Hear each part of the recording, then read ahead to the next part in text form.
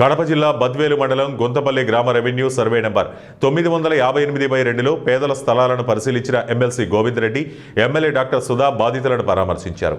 కట్టడాలు కూల్చివేయడంతో తమ స్థలాల దగ్గరే నిరసన వ్యక్తం చేస్తున్న బాధితులను పరామర్శించి స్థలాలకు సంబంధించిన వివరాలను అడిగి తెలుసుకున్నారు.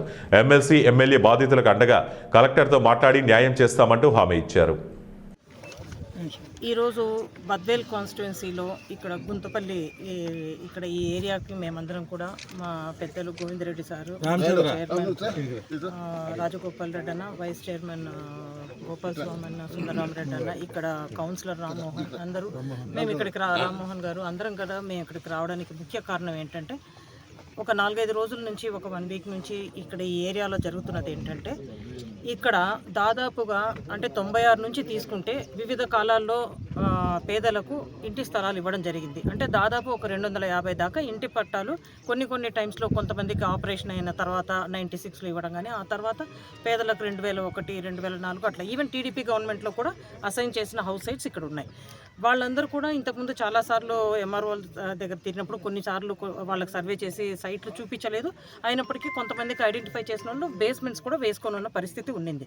అయితే ఈరోజు కొత్తగా కూటమి ప్రభుత్వం అధికారంలోకి రాగానే వీళ్ళు పేదలకు హౌస్ సైట్స్ ఇస్తామని ఆల్రెడీ ఇక్కడ ఉన్న పేదలందరి బేస్మెంట్స్ కానీ ఏవైతే ఉన్నాయో అవన్నీ కూడా పగలగొట్టి ఈ ఏరియాలో ఇప్పుడు మనం ఎక్కడ నిలబడి ఉన్నామో ఇక్కడైతే ఎలక్షన్ అయిన ఇమ్మీడియట్గా ఒకరు ఇక్కడ పిచ్చుకుంట వర్గానికి చెందిన వాళ్ళు ఇల్లు వేసుకొని వాళ్ళ సామాన్లు, మందులు అన్నీ పెట్టుకుంటే మొత్తం అంతా కూడా డిమాలిష్ చేయడం జరిగింది.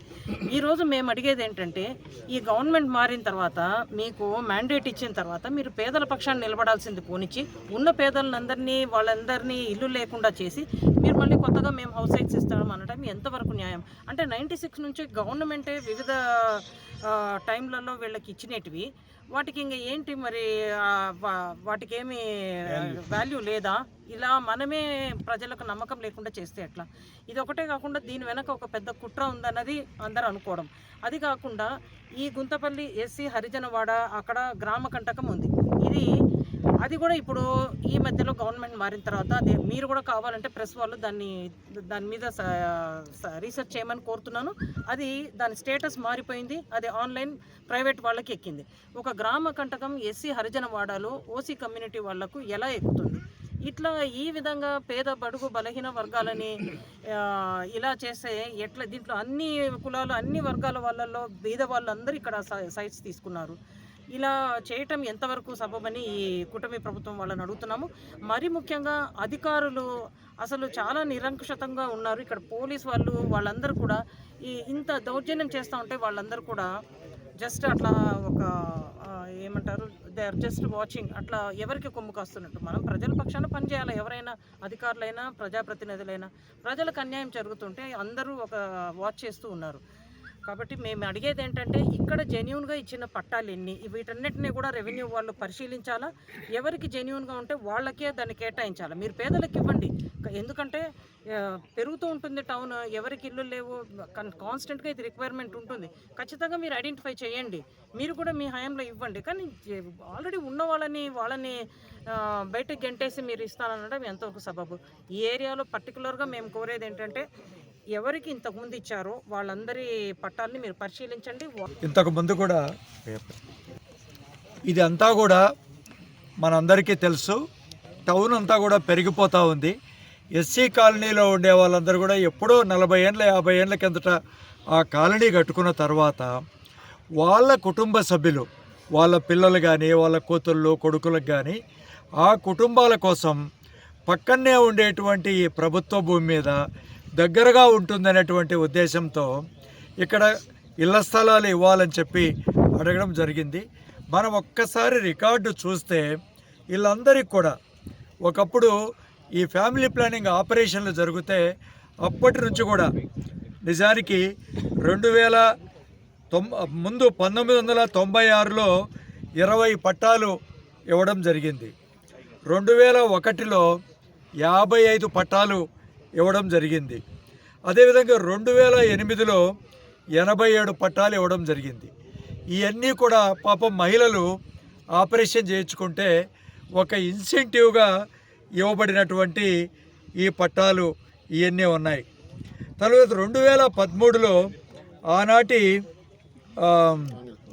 ప్రభుత్వం కాంగ్రెస్ ప్రభుత్వంలో కమలమ్మ గారు శాసనసభ్యురాలుగా ఉన్నారు.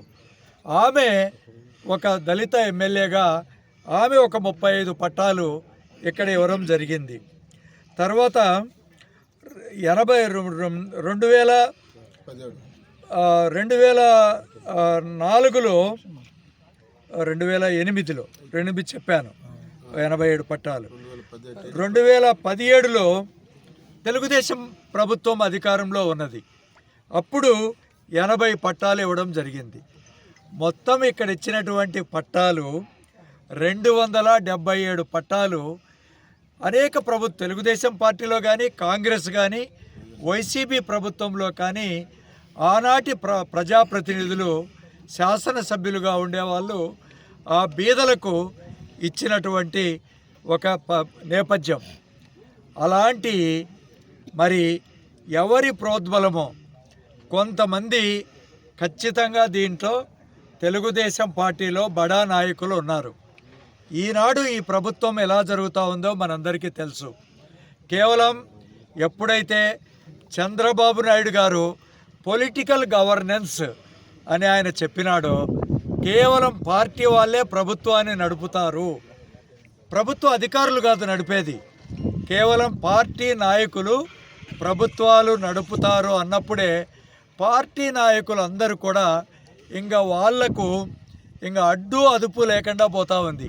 ఇక్కడనే కాదు యావత్ రాష్ట్రంలో కూడా అక్కడ ఉండేటువంటి ఎమ్మెల్యేలు ముఖ్యంగా ఎప్పుడైనా ప్రజాస్వామ్యంలో మేము ప్రతిపక్షంలో ఉండి ప్రజల తరపున మాట్లాడాలంటే ఏ విధంగా వైఎస్ఆర్ కాంగ్రెస్ పార్టీ నాయకుల మీద ఏ విధంగా వాళ్ళ ఇల్లు పగలగొడుతున్నారు, వాళ్ళ ఇళ్లలో బాంబులు ఏ విధంగా వేస్తున్నారు, ఈ విధంగా అనేకమైనటువంటి కార్యక్రమాలు చేస్తున్నారు. అందులో భాగంగానే ఇక్కడ ఉండే తెలుగుదేశం నాయకులు కూడా వాళ్ళందరూ ఏంది మేము మాత్రం ఇక్కడ ఎందుకు తీసుకొచ్చేయకూడదు, ఏ విధంగా ప్రభుత్వ భూములు స్వాధీనం చేసుకోవాలి, కాంట్రాక్టులు ఏ విధంగా స్వాధీనం చేసుకోవాలి, కాంట్రాక్టర్లను ఏ విధంగా బెదిరించాలి, రియల్ ఎస్టేట్ వ్యాపారం చేసుకునేటువంటి ఎవరైనా అక్కడ ఉండేటువంటి మరి వాళ్ళు ఉంటే వాళ్ళని ఏ విధంగా